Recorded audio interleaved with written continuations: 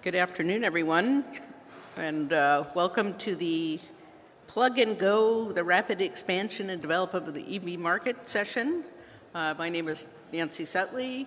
I will be your moderator this afternoon. I am Deputy Mayor for Energy and Sustainability for Los Angeles, the City of Los Angeles, so just 25 miles up the road. And I drove down here using the carpool lanes in my plug-in hybrid vehicle. It's very nice. We've got a great panel here today, so I'm going to introduce each of them, and then we'll get started with a question. So hopefully we'll have some time for Q&A from the audience. We'll try to leave some time for that. So let me introduce them, and then I will let me introduce the panel. So the EV market has seen a rapid expansion and development with more consumers adopting electric vehicles, commercial EVs operating on the roads, continued development of infrastructure to support EV growth, and support from the policy side. And electric vehicles are a critical piece of the transition away from fossil fuel transportation. While these developments are positive advancements, roadblocks still exist. So here in California, according to the California Energy Commission, almost 19% of the new cars sold in California in 2022 were zero-emission vehicles, and 99% of them were battery electric vehicles. And of course, California, by regulation, will ban sale of new internal combustion engine passenger cars starting in 2035. At the state level and at the national level, the federal government, state government are investing billions in charging infrastructure and other support for this transition. And every OEM is offering at least one fully electric, battery electric vehicle, as well as other vehicles in their model lineup, and they've made very big bets on electric vehicles. So in this panel, we want to explore the future of the EV market, not just for passenger cars, but for all forms of mobility, since mobility is so important to our economy and to our communities. And so the fundamental question we will try to explore in this panel, is the future so bright that we have to wear shades? Or is that light we're seeing the oncoming train headed straight for us? So we have three experts who represent a broad swath of the EV ecosystem. So sitting here, Roman Kramarchuk, did I get that right? With S&P Global. So we'll hear a lot about market analysis. To his left is Heather Repenning from Los Angeles Metro. So we'll get the view from a large transit agency and mobility provider. And Rosa Mitsumasu Scotti with Plug in America, an organization on whose board I sit, who'll give us a view from the consumer. So I want to start with everybody with a general question. So, take about 5 minutes to answer it. But if you could, while you're doing that, please introduce your organization and your role and talk about, from your perspective, what are the opportunities and the challenges in the rapid expansion of the EV market? So let me start with Roman. Yeah, thank you, Nancy. Roman Kramarchuk, I head up Future Energy Analytics at S&P Global Commodity Insights. And what that means is that we take a look at the different pathways for sectors and different commodities, and in this case, fuels, and how they develop. We do that on a regional, national, and global basis. The transportation sector has been a key one, and we'll also differentiate, EVs. When we think of EVs, we think of light-duty vehicles. Obviously, in California and in the U.S. and globally, there's a lot of heavy-duty vehicles. There's aviation, and there's maritime, which are also very challenging problems, but perhaps even more challenging with more potential diversity in terms of potential solutions. To Nancy's point, I think in the light-duty space, we have seen a winner really start emerging. The last 2 years, it's been interesting because when we went into COVID, the auto industry had issues. There was a shortage of chips and semiconductors. Overall, light-duty vehicle sales were plummeting. And at the same time, even with their greater complexity, the greater needs for semiconductors, EV sales were rising consistently and probably surprising many. Now, when I'm saying rising, where was the real growth? Where was the real, it's really been Europe. It's really been China. U.S., if you look at total sales, is relatively a smaller portion.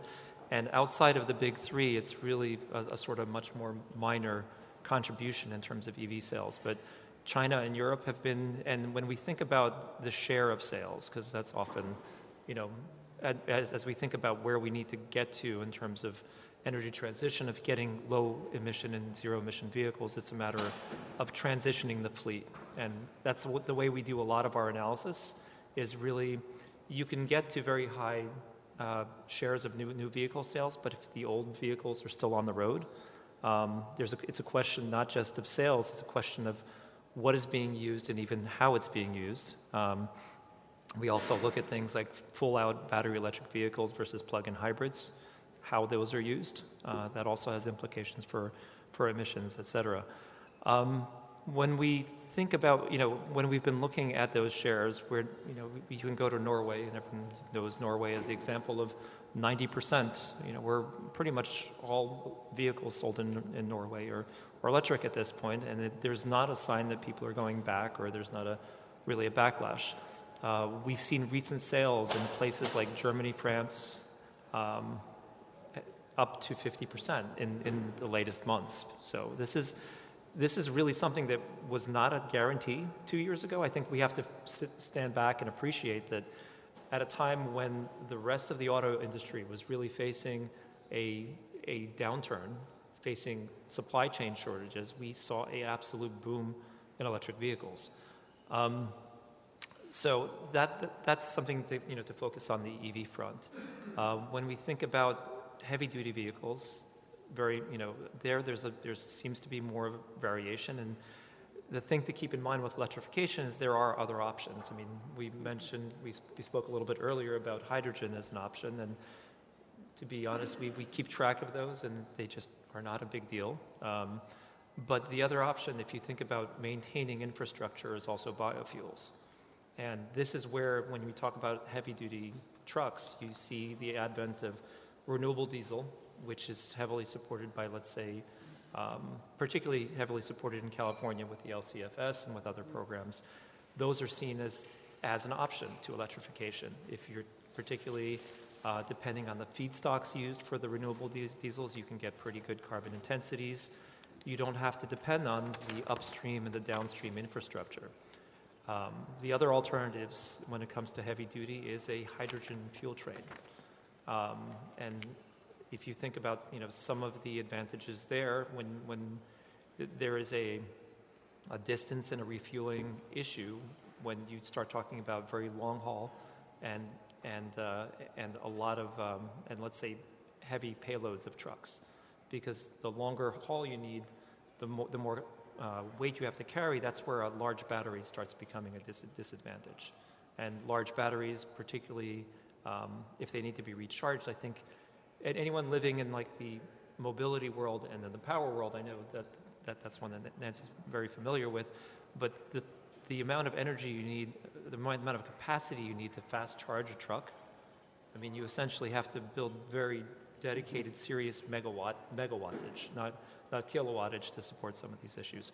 So these are all the things that we take a look at, and these are some of the challenges. I think on the light duty side, I think we're going to go into some of the challenges. Some of these are in the upstream and the downstream side of things, because if you think about what it's going to take to get people to buy and switch out, because buying is one thing, switching out is another thing. I think California vehicle sales have gone up quite a bit, but our latest calculation of the fleet is only at 4%, and it's that turnover that's going to make the difference. So I'll pass it.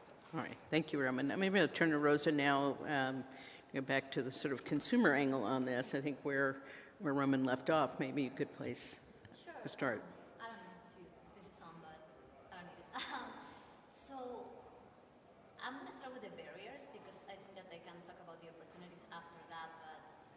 you know, there's been so much growth in terms of EVs, but there's still a long way to go. And when you talk about the consumer, and what the barriers are for the consumer, it really depends because you have to look at the population, right? EV consumers, just like any other consumer, are not monolithic. They are very different, and some of them are higher income, others are lower income, some of them live in urban areas and rural areas, some of them have access to charging at home, some of them do not. Yeah. Thank you. So it really depends on the population that we're talking about. I think that if we're looking at an aggregate, one of the biggest barriers still is public charging infrastructure. I think that many of you guys know that at least 1 out of 4 EV chargers out there are non-functional. They're just not functioning properly.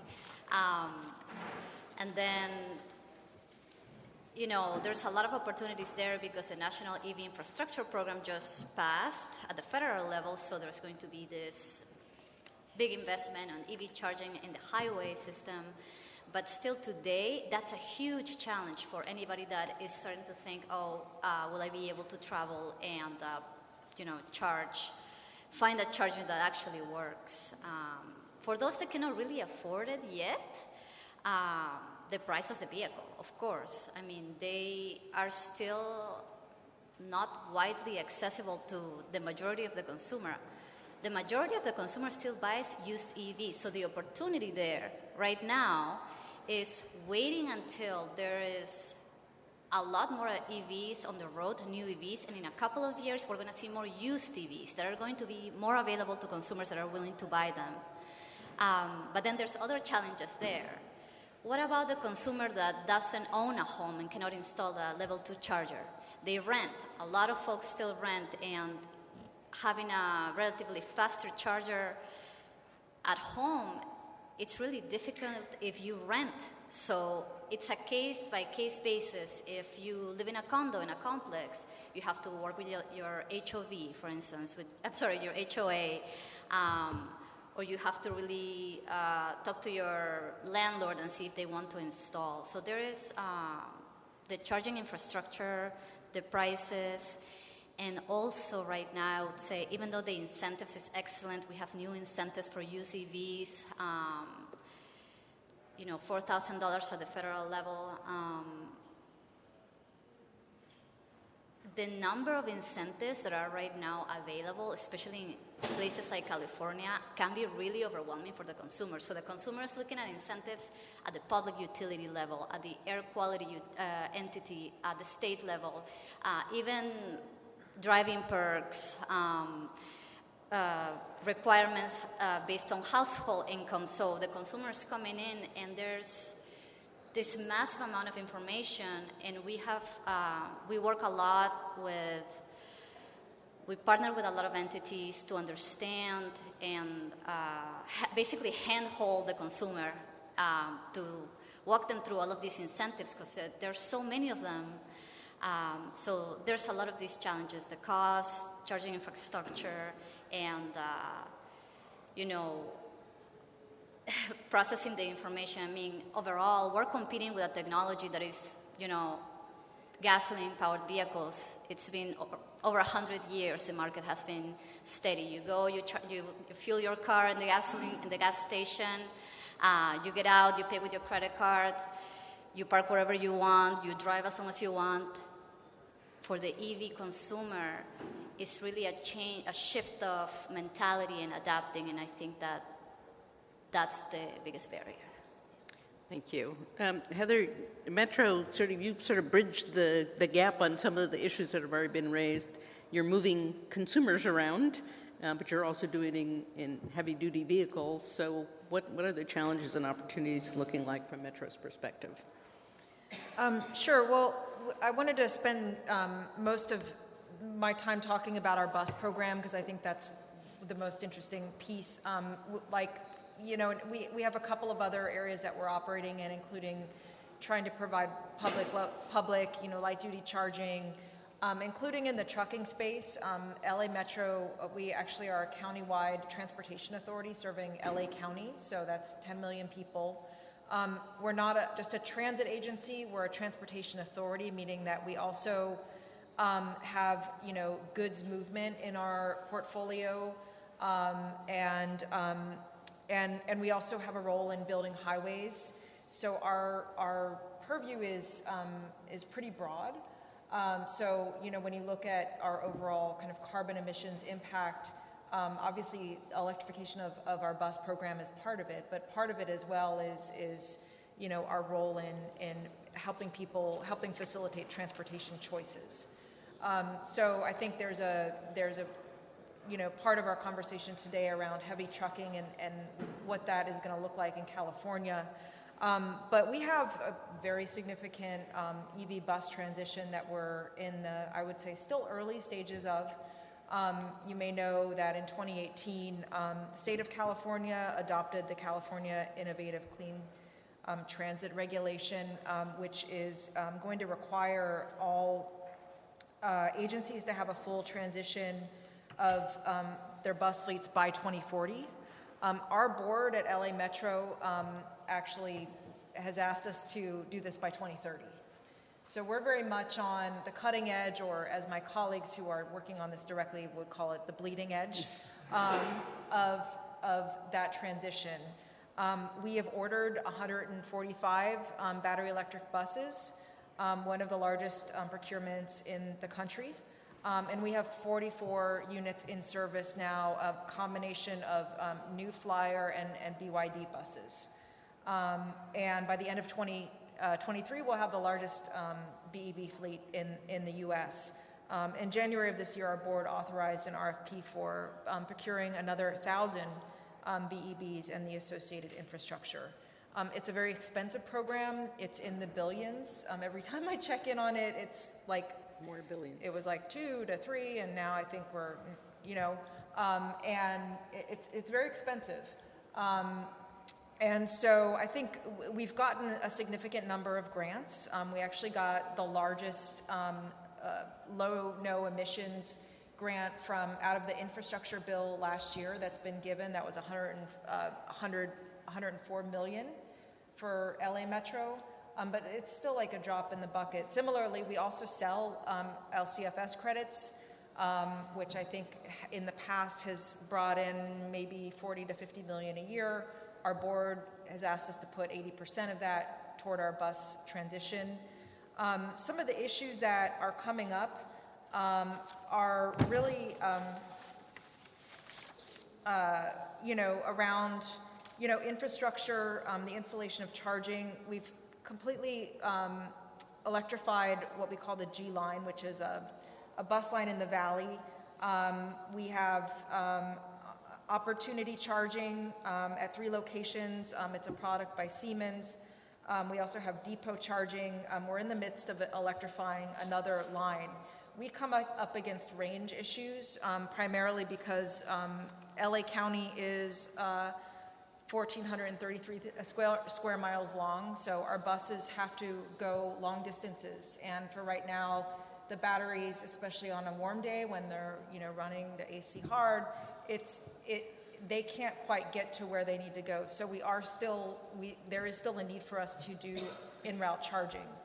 And so between some of the technology issues, I think our folks also have heartburn working with utilities and service planning. I think there are concerns about availability and resilience of power supply, in the future.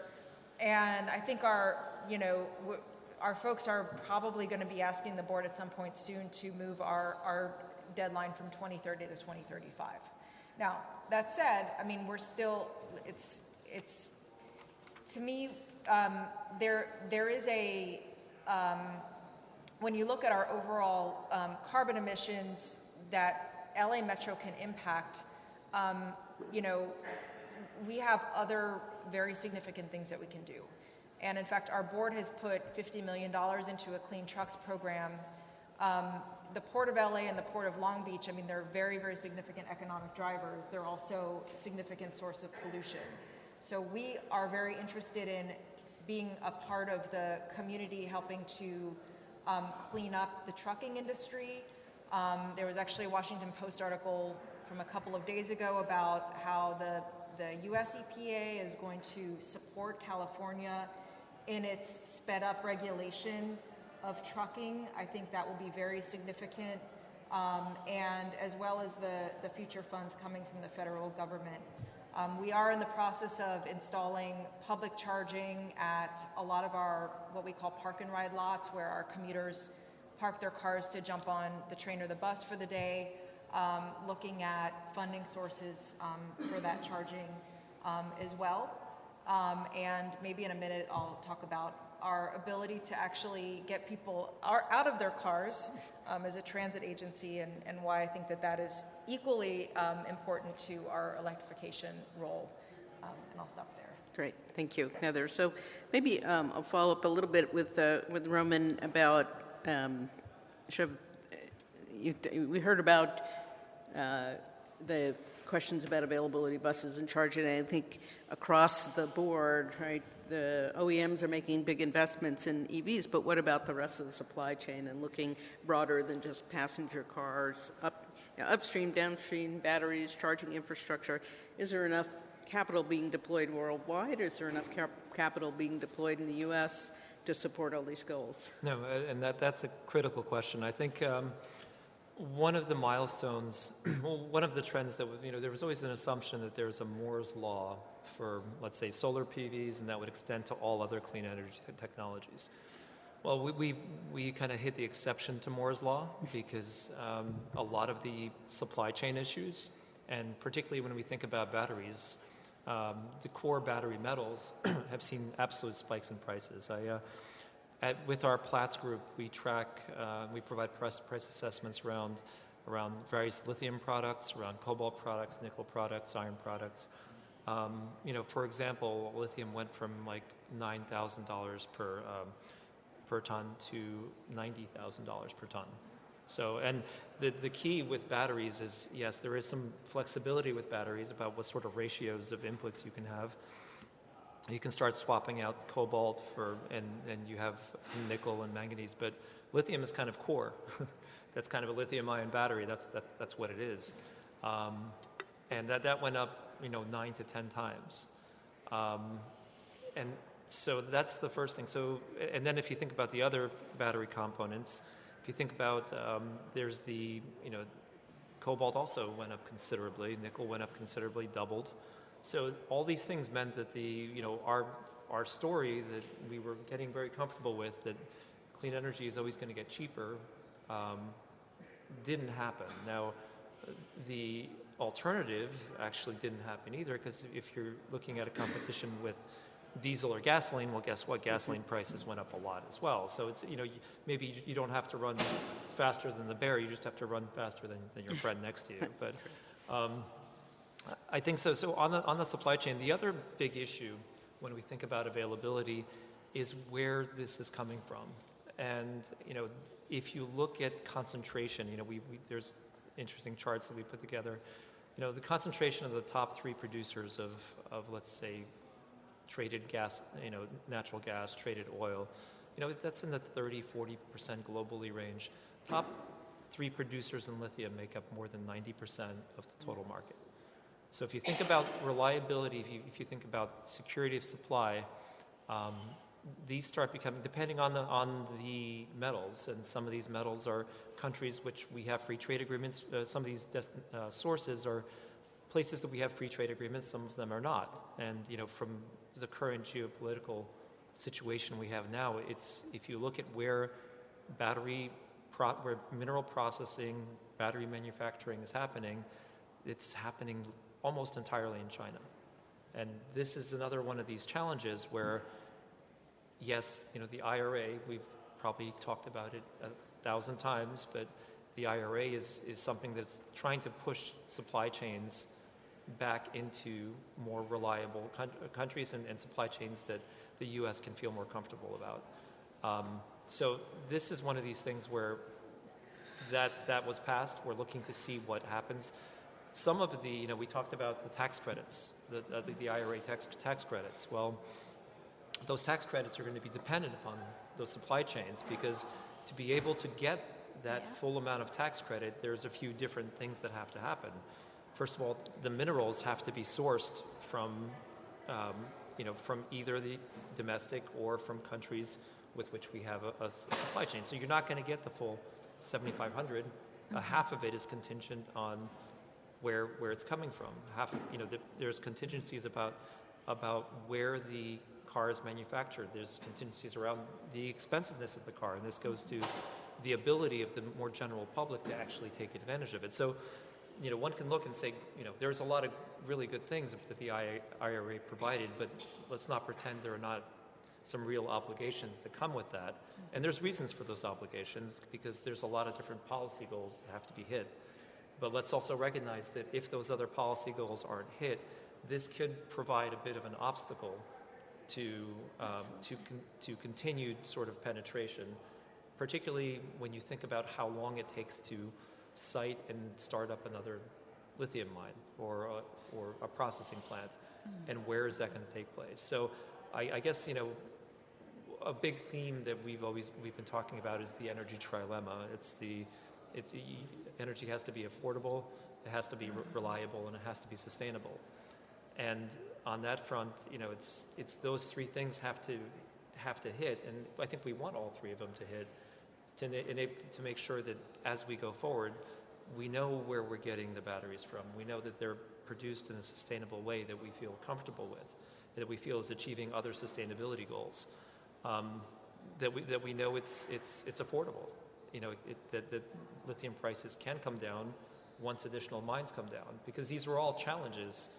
And if we think about what's driving it, we mandate no more purchases of electric vehicles. But if they're not priced appropriately, if they can't push out the existing fleet, you're going to have people driving the existing fleet for as long as they can, and that's going to provide a real challenge to first of all any global goals, but also particularly I'm thinking of California's goals as well.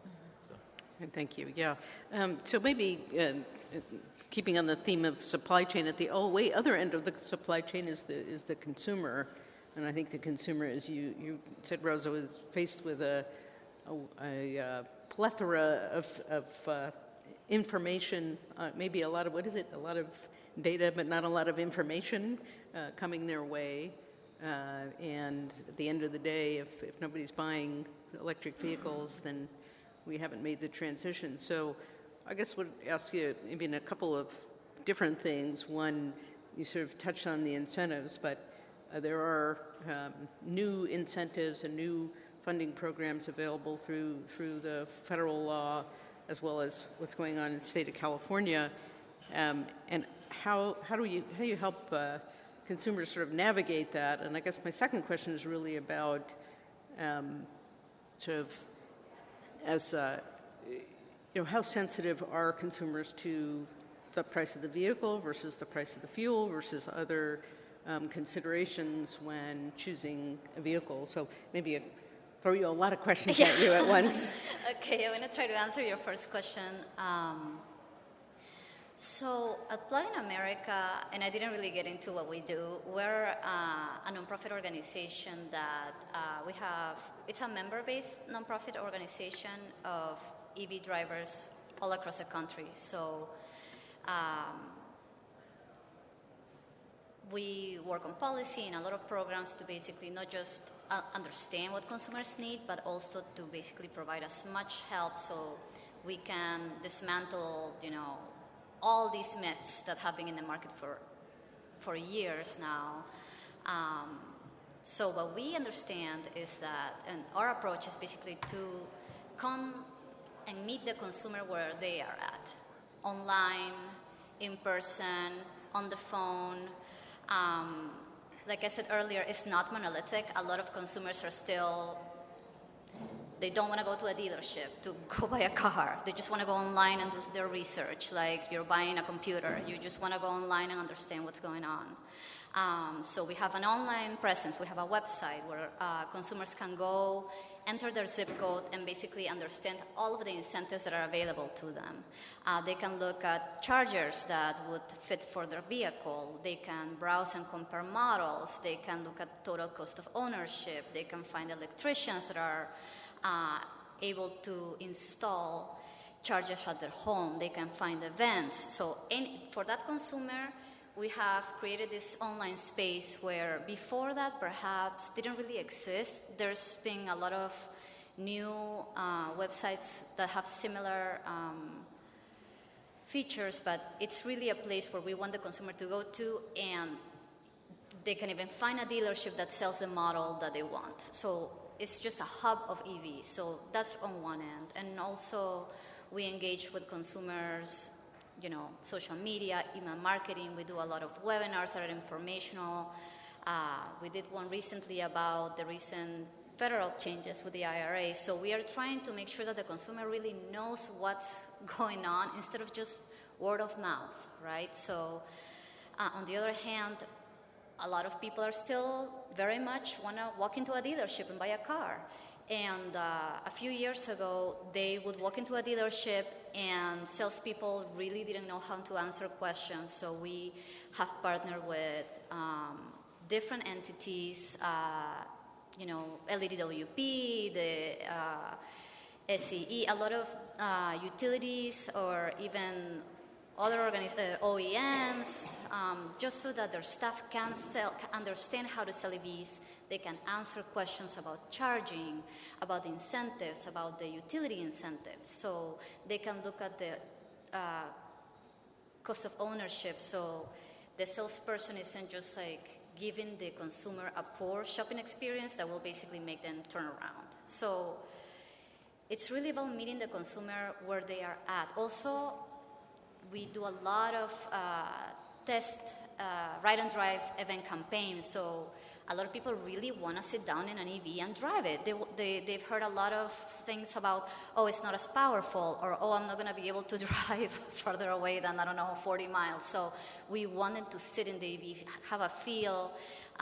We pair them with other EV owners who can speak, it's not the staff or volunteers, it's EV owners who speak with others who are curious about EVs, so they can really talk based on their own experience, on their own driving habits. And like I said, there's so much diversity across consumers that they really want to be able to talk to someone. Another thing that is really important is, I talked a little bit about the hand-holding. We have this call center, it's called the EV Support Program, where people can call us and ask questions. There's so much information and in terms of incentives out there, that we get calls, people just wanting us to confirm what they're reading online. So they're going to the IRS website, for instance, and they're seeing some text and they're like, okay, I understand that this is what it means, right? So we'll walk through them because the technology is still fairly new compared to, traditional gas-fueled vehicles, that people are, for a lot of consumers, it takes them a little while to make that purchase, right? And they want to be able to make sure that they will install a charger at home and be able to have their fast charger and go to work or do their thing or drive to over the weekend or whatever they do. So that's what's been very helpful when it comes to just dismantle myths and help streamline that information, is just meeting the consumer where they're at the dealership, at events, online, on the phone. It's really this multi-pronged approach. And when it comes to incentives, to answer your second question, Nancy, one of the big ones from the Inflation Reduction Act is the used EV incentive, which is $4,000, or I believe 30% of the price of the vehicle. And that's what we believe is really going to help. Once there's more EVs on the road right now and they become used, people will be able to. However, there has been a number of additional requirements like household income or the price of the vehicle depending on the type of the vehicle, and of course assembling in North America, that it has to be the materials of the battery, right? So, and in California, of course, we have Clean Cars for All, we have a number of incentives at the utility level. A lot of utilities are looking to help consumers charge at home. And that makes sense, right? Utilities want to be able to have consumers fuel at home. And there's EV rates. Honestly, we could talk just about that for a long time, but I think that California has so many incentives that it will become a balancing challenge of like how can the consumer really digest them, and not just digest them but process them, because sometimes you can change your car, your highly polluting vehicle, for an EV. But before that, it has to get inspected. And before that, it has to get approved. So there's all these steps. But anyway, there's just this transition will require it requires now a lot of help for the consumer. For those that can afford to buy it at sticker price and plug it in their house, it's easy, right? And I think that that's what comes with a lot of the early adopters of any technology, is those who can really afford it. Once we are past that curve, and I think we're about to pass that curve, and it comes more to like other people that want to transition, that's when the real opportunity is for the consumer to be supported. Thanks. So you talked about sort of the user experience, and Heather, LA Metro is a sort of an early adopter user of electric buses. Can you share with us some of the takeaways that Metro has had with being an early adopter of EV buses, and what lessons would you share with other transit agencies or other mobility providers who are looking to get into this space? Well, I think that one of the issues, as I mentioned, is technology, and making sure that the technology can serve the routes that the agency has to serve. So I think that's been a big factor for us. I think as well, really the infrastructure, and one of the reasons that my colleagues are interested in maybe taking a little bit longer to get to the full transition of all 2,300 buses is because they feel that it's going to be less expensive in years to come, right? And so I think the idea that the costs of doing infrastructure are going to be less in the future as technology improves, and that the cost of buses will also go down as technology improves, and as there's more of a marketplace, and assuming economies of scale and things like that. I think that we are in the process of evaluating whether there are alternative delivery approaches that will help us finance the program, including P3s. And there's a group that is looking at potentially bundling a set of 4 of our bus maintenance facilities together. They would all be in an area that is served by the same utility, a small utility known as LADWP. I know them. And so we would be offering, to the private sector the opportunity to come in, basically provide all the infrastructure at those facilities, and potentially also the buses, and to be our private sector partner. So I think that that is a model that we may be able to move forward with.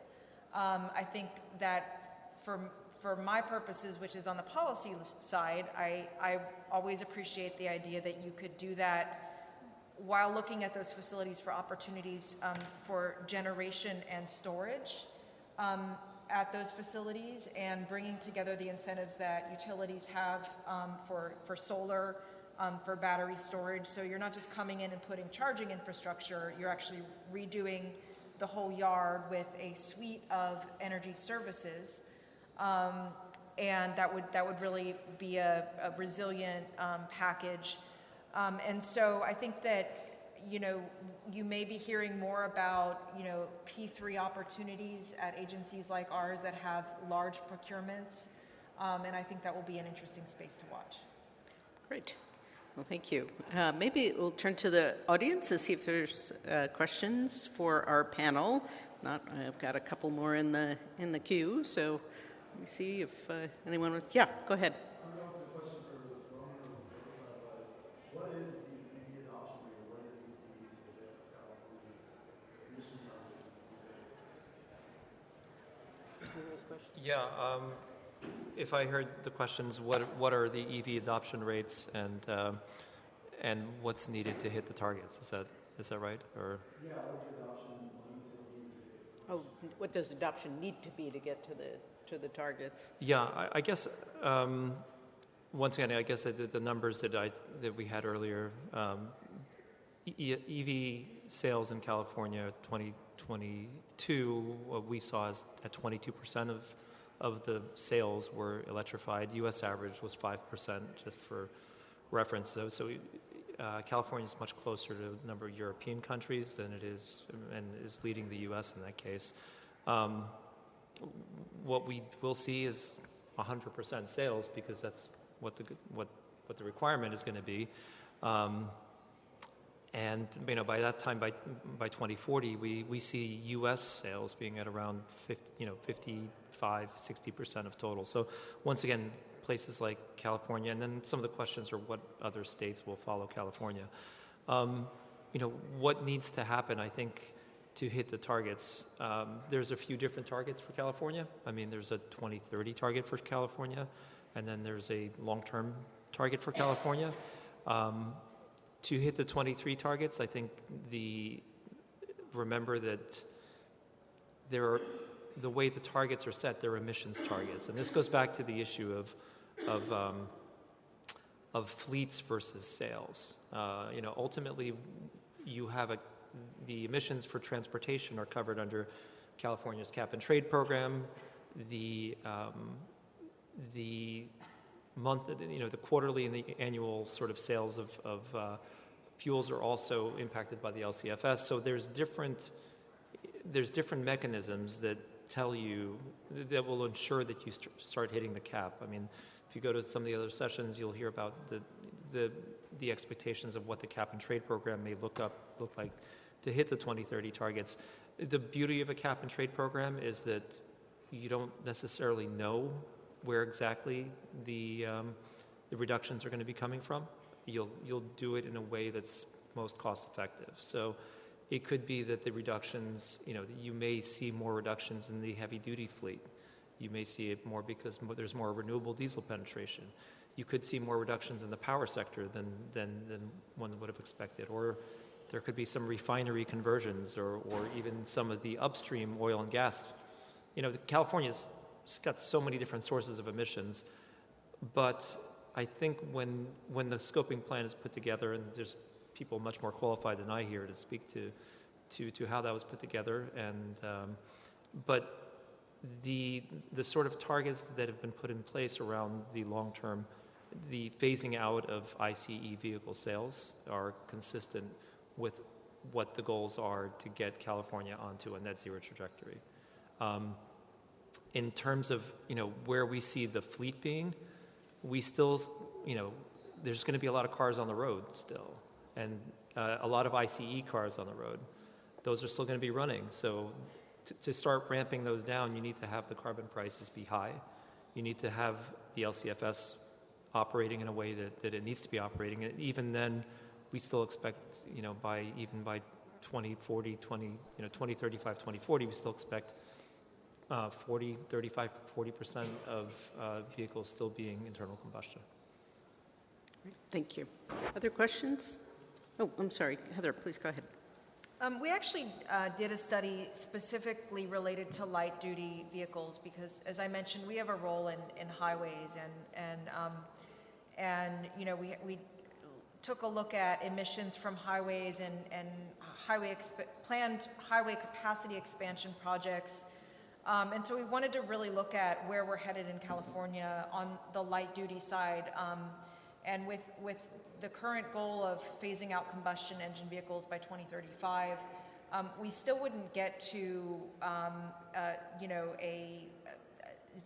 zero tailpipe emission or zero emissions from light duty until 2058, which is why I think it's so important to just really talk about the heavy duty piece as well, because that's such a big piece of our emissions in California.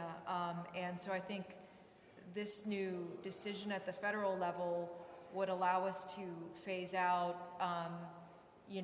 non-zero emission trucks by 2045, or not phase out, but stop the sales.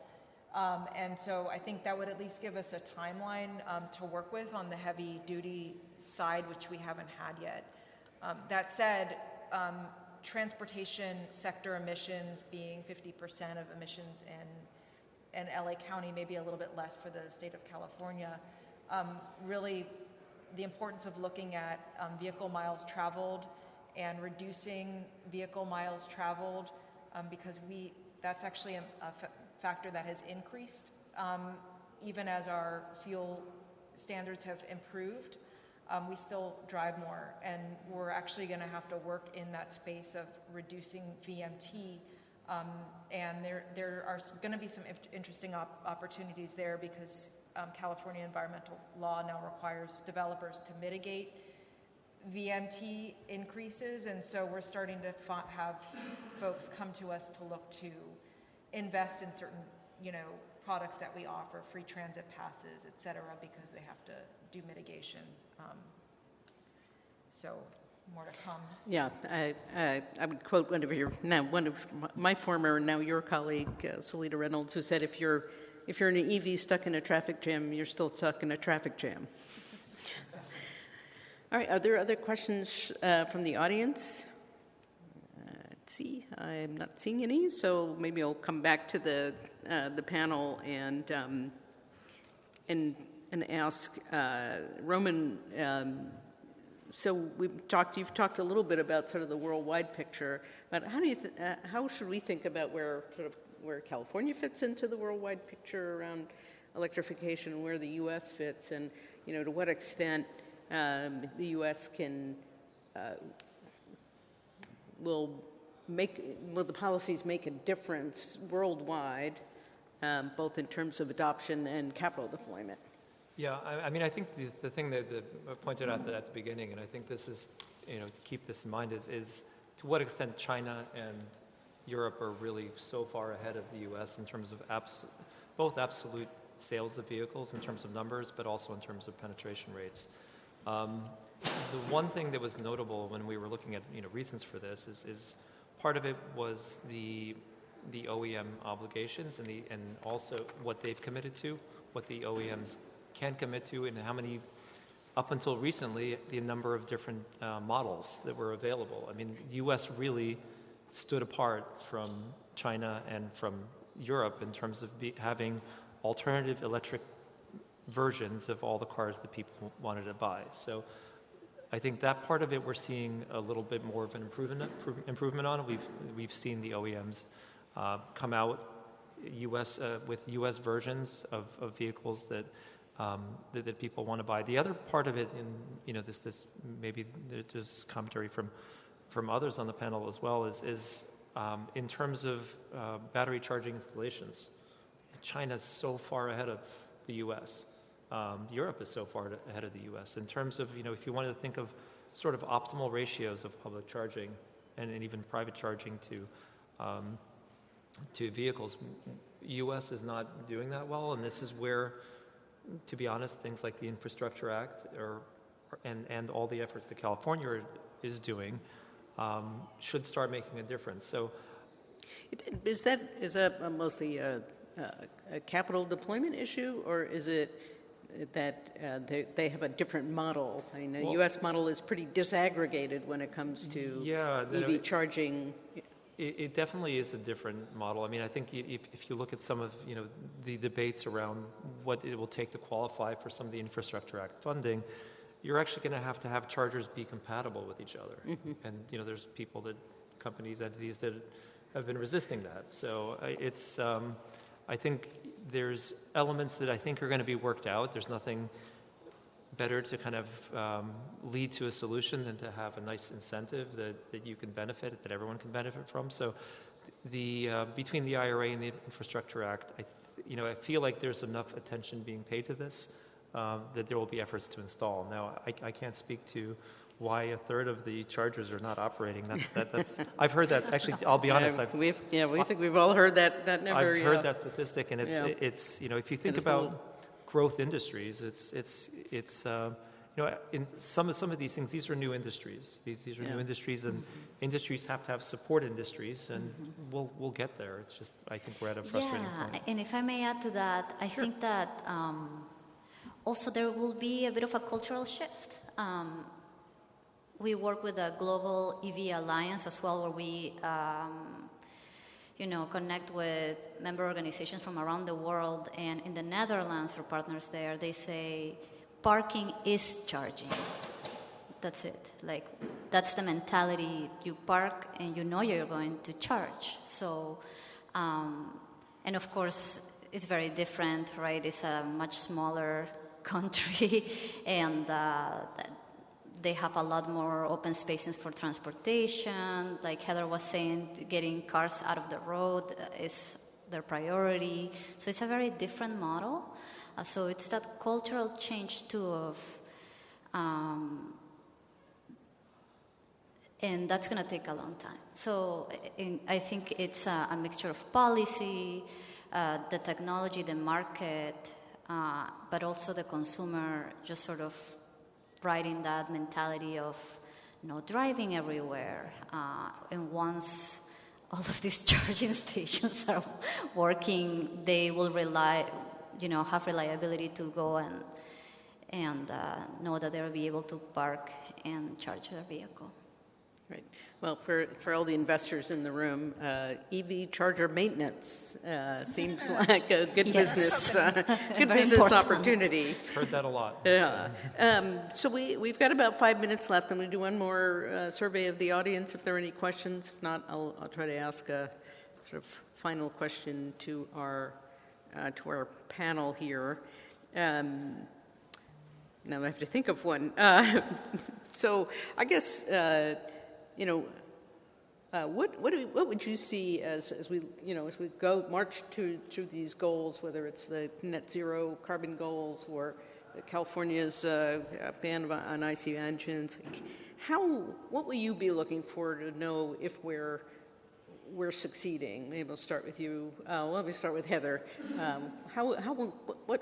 What's Metro's version of success look like?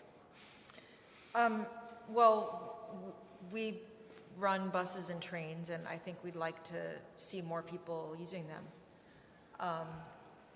And I like I said earlier, I think making progress collectively in addressing, heavy trucking, in cleaning up, kind of goods movement, I think is very important. Not just in our region, but I think is an important piece of the puzzle globally. How about you, Roman? Well, how will we know this is all working? Yeah, I mean, I'd like to see battery manufacturing announcements kind of aligned with what automakers have put out their targets to be, because if you think of something that can really derail this effort is if we don't have the batteries to back it up. I think that's one thing that we're following very carefully. Other thing we're watching is aligned with that is whether automakers are going to say they're going to start missing their targets. And it's in some cases, it makes sense. Sometimes you need time to stop, align, and think about whether it's realistic to hit the target, but that's something we're looking out for.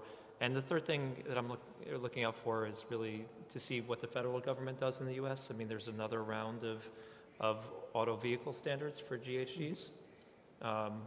You look at leadership from the top level. Obviously, California has been leading as well, but look to see what the U.S. is doing on that front. So those three, I'd say, look to see whether batteries are keeping up. Secondly, look to see whether people are starting to back off their ambitious targets, and thirdly, to see whether the federal government, what it decides to do in the next round. So. Yeah, a lot to keep our eyes on here. How about you, Rosa? What do you think what are you going to be looking for to see if there's success? Obviously, reliable charging infrastructure is a huge one. Another Right. one. There's a theme here. Yes, and also at home charging access, and I think that I talked a little bit about that in terms of renters versus those who own their home. There's a huge gap. Those who rent, they may be able to find charging nearby. There's also some options for lower income. There's programs that are coming up, being designed right now in terms of giving low-income people a EV charging card, for instance, so they know that they'll be able to get help there. And also a more centralized and easy to manage place where people can learn about the benefits, the incentives that they have access to. Once we have that and people are more comfortable navigating that, I think that's going to be very helpful. Well, thanks. So I think a lot of work ahead of us, a lot of work to do, all going in the right direction, but many bumps along the road. I don't know if anybody noticed in the parking garage here. I didn't see any EV chargers. Did anybody see them? One on each floor. Okay, so people are probably driving here either from the airport or from surrounding areas, and one per floor. Okay. Somebody maybe tell the conference organizers, have a word with the hotel. So that's your homework. So I would please help me in thanking this great panel.